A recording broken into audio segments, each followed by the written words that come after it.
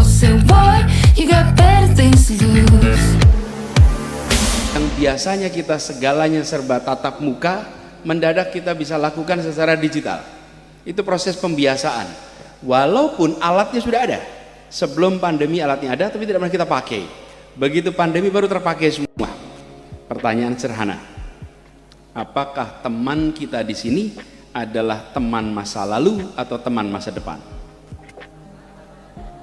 Oke, kalau yang ada di sini teman SD, teman SMA, teman SMP, teman kuliah, maka sesungguhnya alat canggih ini hanyalah alat untuk melanggengkan hubungan masa lalu. Oke, tapi bila Anda mahasiswa misalnya Fakultas Biologi, Anda tersambung dengan penelitian-penelitian biologi terkemuka dunia, tersambung dengan penerima hadiah Nobel bidang biologi, tersambung dengan penulis-penulis bidang biologi termaju di dunia, maka alat ini akan menjadi alat untuk membangun masa depan bagi Anda semua. Oke? Jadi lokasi tidak lagi menjadi faktor besar ketika kita bisa melampaui ini. Jadi pesan saya pada teman-teman semua, terutama teman-teman mahasiswa, jangkauannya diperluas. Lalu kita ketemu dengan universitas-universitas dunia sekarang ini yang membuka silabusnya, yang membuka materinya untuk bisa diakses publik. Karena itu bagi Universitas Muhammadiyah Metro, tinggikan standar yang harus diberikan kepada adik-adik semua. Termasuk adik-adik semua belajar tinggikan standarnya. Yang dikhawatirkan teman-teman seringkali begini, bukan kita gagal meraih target. Yang dikhawatirkan itu adalah kita berhasil meraih target dan targetnya terlalu rendah. Oke? Ketika targetnya itu rendah, tercapai puas. Sementara sesungguhnya targetnya rendah. Tinggikan target itu. Karena itu setarakan bagi mahasiswa yang kuliah di Metro, jangan setarakan dengan Bandar Lampung, jangan setarakan dengan Jakarta, jangan setarakan dengan Bandung, jangan setarakan dengan Jakarta, tapi setarakan dengan Jogja, setarakan dengan anak-anak yang kuliah di universitas-universitas terbaik dunia. Setarakan ke situ. Sehingga lompatannya itu jauh. Nanti teman-teman semua akan punya jangkauan prestasi yang insya Allah akan membanggakan bagi universitas ini. Jadi buat teman-teman semua yang saya hormati, gunakan kesempatan, manfaatkan teknologi ini untuk melakukan lompatan target. Dan kami berharap kalau boleh saya usul pada teman-teman semua, terutama yang masih mahasiswa, aktiflah. Aktif di mana? Di kelas dan luar kelas. Jangan aktif di luar kelas, di dalam kelasnya pasif. Aktif vistulen di luar, masuk kelas absennya banyak sekali. Sebaliknya, rajin di kelas tapi di luar. Dulu ini pengalaman saya kuliah, ini ada Pak dosen di sini. Saya kalau ditanya ngambil berapa SKS, saya bilang saya ambil 24 Pak. 18 di kelas, 6 di luar. Iya, berapa? 24. 18 di dalam, kan nggak mungkin saya ambil banyak-banyak kalau kegiatan di luarnya penuh sekali. Nggak apa-apa, tapi saya anggap itu sebagai SKS. Dan ini teman-teman sekalian, kenapa? Karena tidak bisa diulang masa kuliah ini. Saya ingatkan, setelah lulus Anda tidak bisa kembali lagi mengulang masa ini. Ini masa terindah yang tidak bisa diulang, namanya masa kuliah. Nggak bisa diulang gitu. Anda tidak bisa lagi kembali dan mengulang periode hidup Anda antara usia 18 sampai 24 ini rata-rata. Ada juga yang lebih lama lagi sebetulnya ya. Tapi kira-kira usia ini 18 sampai 24 itu range tidak bisa diulang. Jadi saya usul pada adik semua, lakukan kegiatan di dalam kelas dan di luar kelas. Aktiflah apapun aktivitasnya. Kalau ada mahasiswa yang waktunya longgar, you have a problem. Kalau ada mahasiswa yang kerepotan ngatur waktu karena kegiatannya banyak, Anda di jalan yang lempang, Anda di jalan menuju sukses. Kalau Anda kerepotan ngatur jadwal, tapi kalau Anda kelebihan waktu, ada sesuatu yang salah dengan Anda. Dan hari ini cek aja sendiri-sendiri, kita termasuk yang kelebihan waktu atau termasuk yang kekurangan waktu, sibuk. Jadi Bapak Ibu sekalian, teman-teman mahasiswa terutama, manfaatkan ini yang sebaik-baiknya. Dan karena ini double, saya usul targetkan Untuk unggul tadi, satu adalah soal kompetensi global, yang kedua bekali diri dengan bekal kepemimpinan, bekal pengalaman organisasi. Saya dulu sering sampaikan, Pak Walin, Pak Edi, di kampus waktu saya masih di kampus. Waktu itu saya di kampus Pak Sekda, jadi saya sering pesan sama teman-teman mahasiswa. Pesannya begini, IP yang tinggi itu hanya akan mengantarkan Anda sampai panggilan wawancara. Di ruang wawancara yang menentukan adalah kemampuan berpikir kritis, analitis, kemampuan komunikasi, dan kepemimpinan Anda. Itu yang menentukan di dalam ruang wawancara. Tapi jangan diartikan IP nggak penting, IP-nya rendah nggak dipanggil wawancara. Jadi, tapi IP yang tinggi itu mengantarkan Anda sampai panggilan wawancara di dalam ruang wawancara, bukan IP lagi yang ditanya. Di dalam ruang wawancara ditanya kemampuan apa yang sudah Anda kerjakan, apa yang sudah Anda lakukan selama kuliah. Kritis, analitis, komunikatif. Jadi saya pesan pada teman-teman semua untuk bekali itu. Nah, kalau ditanya IP-nya, baiknya IP minimal berapa ya kalau kuliah?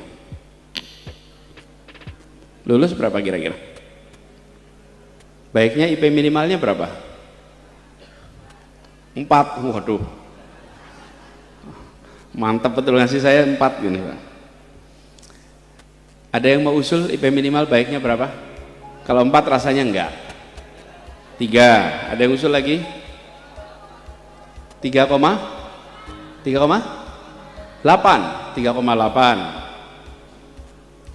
Teman-teman sekalian, saya usul nih, targetkan IP minimal. Caranya tengok syarat beasiswa S2. Oke? Apa itu syarat beasiswa S2? Lihat syaratnya, Anda harus di atas syarat itu. Itu aja. Supaya kenapa? Karena kalau itu nggak bisa kembali Anda. Begitu syarat beasiswanya 3,25, IP Anda 3,2, selesai. Anda nggak bisa kembali itu. Oke? Jadi angkanya jangan arbitrary. Jangan arbitrary, tentukan. Nih, beasiswa S2 berapa? Nah, targetnya di situ. Apalagi kalau Anda mau meneruskannya ke luar negeri, targetnya di mana itu? Pegang itu sebagai rujukan, minimal di atasnya, sehingga tidak ditolak karena IP. Lalu bekali dengan pengalaman, pengetahuan, jejaring, insya Allah Anda jadi bekal. Jadi ketika bicara unggul itu diwujudkan dalam ukuran yang konkret, ukuran yang konkret, yang bisa dilaksanakan, yang bisa dicapai. Nah, insya Allah dengan cara seperti itu, teman-teman semua, pembelajaran di level jenjang S1 ini bekal untuk ke depan terus. Apalagi ini di kampus Muhammadiyah. Perserikatan ini dirancang sebagai sebuah perserikatan perjuangan yang anak didiknya diharapkan nantinya akan bisa menjadi pejuang-pejuang di masyarakat. Saya dengar tadi jumlahnya sekarang ada 100 universitas Muhammadiyah, 173 perguruan tinggi Muhammadiyah. Ini adalah sebuah institusi yang luar biasa besar. Nah, di sini kami harapkan, saya berharap buat teman-teman semua, tinggikan target ini, tinggikan delivery itu, tapi wujudnya konkret, ada ukuran-ukurannya sehingga capaiannya bisa diukur nantinya.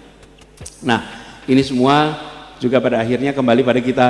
Saya ini sebetulnya dosen juga Pak, saya sedang tugas luar di luar kampus. Saya tidak punya nomor induk pegawai, saya punyanya nomor induk dosen nasional, NIDN, sama seperti Bapak Ibu sekalian. Jadi saya sedang tugas luar, nanti kalau sudah selesai itu semua ya saya akan kembali lagi ke kampus. Tapi salah satu pelajaran penting yang saya rasakan ketika berada di dalam wilayah luar kampus, maka kita dihadapkan dalam situasi beda dengan kampus. Ketika kita di kampus, kita bikin ada tesis, ada hipotesis, lalu kita tes, bila benar maka kesimpulannya muncul, tesisnya terbukti, hipotesisnya terbukti. Kalau di tempat kami, bila terbukti itu berhasil, bila tidak terbukti namanya gagal. Kalau gagal berarti problematik.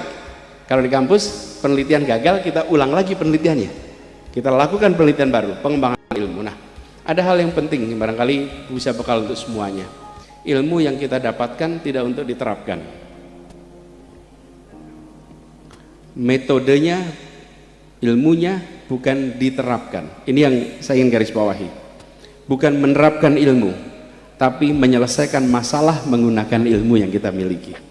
Beda sekali itu. Yang satu mengaplikasikan, yang satu menyelesaikan masalah.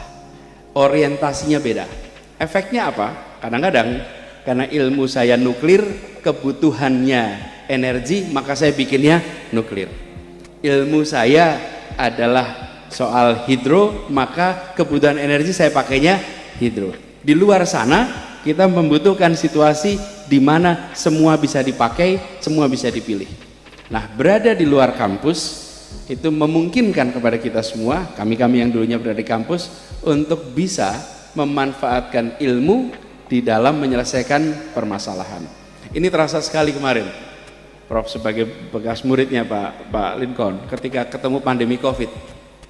Ketika ketemu pandemi COVID, itu ujian antara pengambil keputusan yang menggunakan sains dan yang tidak menggunakan sains. Karena barangnya nggak kelihatan, COVID-nya nggak kelihatan. Sesudah berjalan 6 bulan, setahun baru itu mulai kelihatan datanya. Tapi pada saat hari-hari awal nggak kelihatan. Mereka yang mempergunakan ilmu pengetahuan dan mau menggunakan ilmu dan yang tidak. Nah, kita membutuhkan lebih banyak lagi dari masyarakat kita yang bisa menggunakan sains berada di sana. Karena itu bagi para dosen, pada para pengajar, juga tentunya mahasiswa di kemudian hari, bagaimana bisa ikut di dalam proses yang terjadi di masyarakat, di pemerintahan. Memang ada uniknya Pak, di kami itu. Di Indonesia ini ada unik Pak. Kalau ada dosen menjadi caleg, biasanya lingkungannya tanya, buat apa jadi caleg? Biasanya begitu Pak. Kalau ada yang mau jadi bupati juga gitu, buat apa jadi bupati? Saya kadang-kadang heran, bila orang bermasalah masuk politik tidak dipermasalahkan, tapi bila orang tidak bermasalah masuk politik, malah terbalik. Bila orang tidak bermasalah masuk politik malah dipermasalahkan, tapi bila orang bermasalah masuk politik tidak dipermasalahkan. Lah kapan politik kita bisa lebih sehat?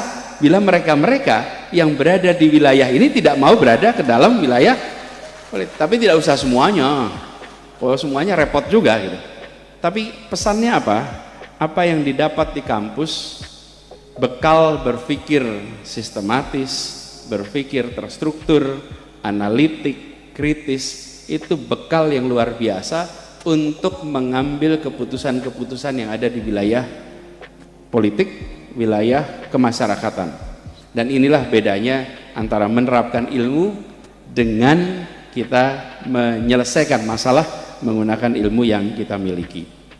Jadi sekali lagi ini kalau boleh pesan buat adik-adik semuanya, saya berharap suatu saat nanti akan lebih banyak lagi dari teman-teman adik-adik yang mau berkiprah di masyarakat. Tapi pesannya, selama kuliah gunakan dua-duanya, di dalam kelas dan di luar kelas. Insya Allah itu akan menjadi bekal bagi kita semua. Indonesia ke depan tantangannya besar. Tapi kalau boleh saya sampaikan teman-teman sekalian, Anda harus mulai benchmarking dengan alumni lain.